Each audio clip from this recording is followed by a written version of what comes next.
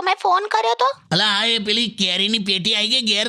હા, આવી પણ ગઈ અને મેં બધી કેરી બહાર કાઢી લીધી છે. હા અને હવે હું શું કરવાની છે ખબર છે? હા. આ કેરીને તાજી રાખવા માટે છે ને, હું એક એક કેરીને દોરીથી બાંધીને બેડરૂમમાં લટકાઈ દઈશ. હે? એટલે શું?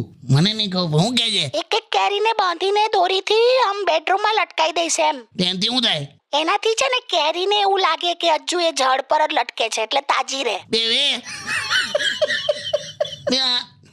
હલો. શું હલોલી, આવું હોય કોઈ દી આવો કન્સેપ્ટ? કાકી ખરેખર આવું કરવાના છો? અરે ના, હવે મસ્તી કરું છું. મને તો તું કરે એવી છે.